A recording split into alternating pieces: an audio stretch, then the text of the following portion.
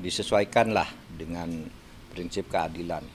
Karena pertama dulu saya bicara threshold untuk presiden, lalu yang kedua saya bicara untuk pilkada itu kalau memang calon perseorangan itu boleh 6% misalnya ya, atau boleh 10%, maka partai politik dan gabungannya juga boleh dong 10%, karena dia lebih real. Sedangkan yang 10% perorangan ini terkadang tidak jelas juga, dia sudah milih parpol, jadi menyerahkan KTP-nya ke orang, kan jadi rancu. Oleh sebab itu menurut saya parpol itu disejajarkan dengan calon perorangan persyaratannya, dan ini yang dulu sudah pernah saya katakan, karena itu tidak akan pernah menciptakan keadilan.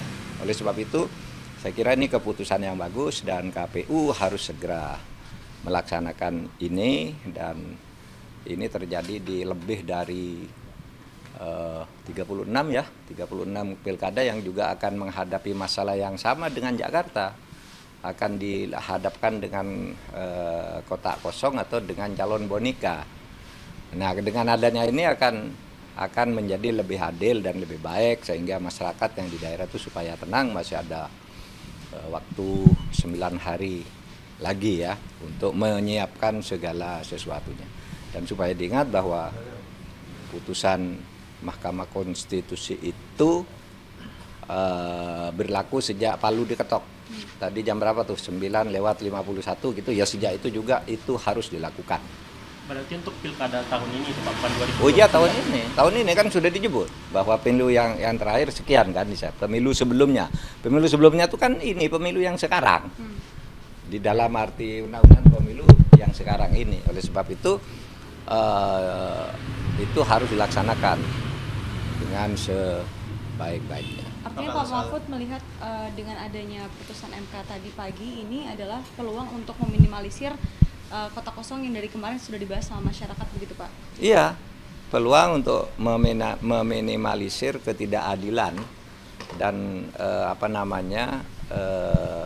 permainan curang, perbuatan melawan hukum tapi perbuatan melawan moral, melawan mala inse namanya.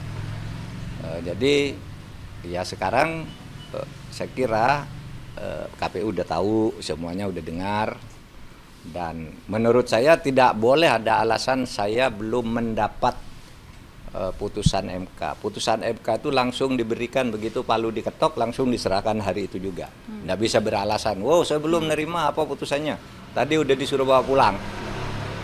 Itu aturan. Cukup?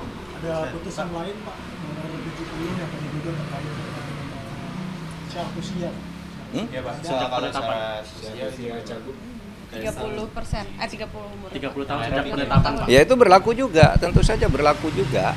Kan putusan MK berlaku sejak diucapkan, dan putusan MK itu kedudukannya lebih tinggi dari peraturan KPU, lebih tinggi dari peraturan pemerintah sekalipun. Putusan MK itu adalah undang-undang, negative legislature ya.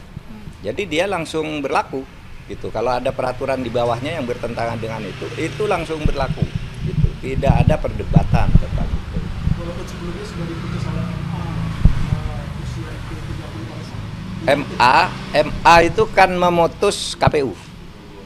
Ya, memutus peraturan KPU, ya kan? Sedangkan MK memutus undang-undang. Lebih tinggi undang-undang kan? Memutus bahwa undang-undangnya begini. Nah, peraturan KPU itu harus ikut yang undang-undang. Yang undang-undang itu ya putusan MK itu. Kalau putusan MA itu hanya memutus KPU. Jadi putusan MK itu menganulir putusan MA yang sebelumnya ya? Teranulir dengan sendirinya mestinya. Pak, dengan putusan MK ini berarti PDIP bisa nyalon pertama di pilkada DKI Jakarta yang sedang dibahas rumah kota kosong juga ini Pak.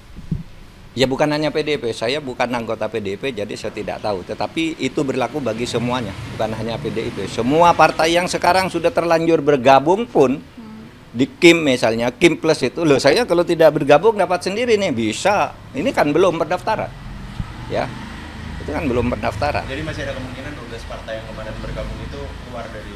Secara teoritis boleh, Kalau kemungkinan saya tidak tahu kan apa namanya political trade-off-nya kita tidak tahu ya. Ada yang sudah diikat macam-macam. Tapi secara teoritis, secara hukum boleh kalau sekarang misalnya ada yang mau keluar di antara partai-partai yang di bawah 20% lalu bergabung sendiri itu sangat bisa berdasar putusan MK sekarang.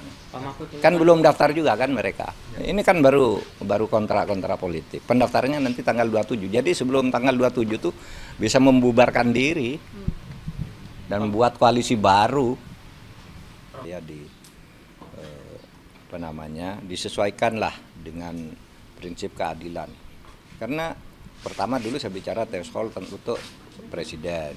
Lalu yang kedua saya bicara untuk pilkada itu kalau memang calon perseorangan itu boleh 6% misalnya ya, atau boleh 10%, maka partai politik dan gabungannya juga boleh dong 10%, karena dia lebih real. Sedangkan yang 10% perorangan ini terkadang enggak jelas juga, dia sudah milih parpol, jadi menyerahkan KTP-nya ke orang, kan jadi rancu. Oleh sebab itu menurut saya parpol itu disejajarkan dengan calon perorangan persyaratannya, dan ini yang dulu sudah pernah saya katakan, karena itu tidak akan pernah menciptakan keadilan.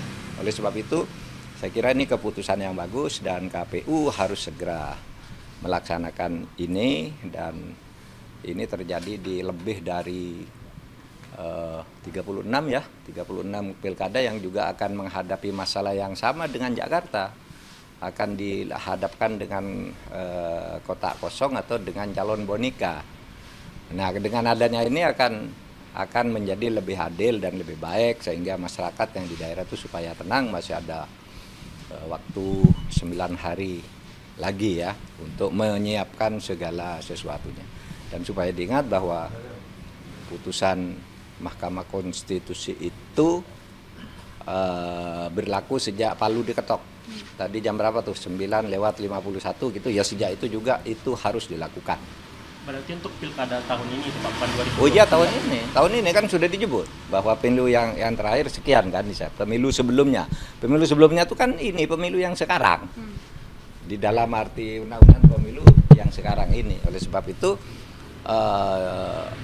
harus dilaksanakan dengan sebaik-baiknya. Artinya Pak Mahfud melihat dengan adanya putusan MK tadi pagi ini adalah peluang untuk meminimalisir kotak kosong yang dari kemarin sudah dibahas sama masyarakat, begitu Pak? Iya, peluang untuk meminimalisir ketidakadilan dan permainan curang, perbuatan melawan hukum tapi perbuatan melawan moral, melawan mala inse, ya mala inse namanya.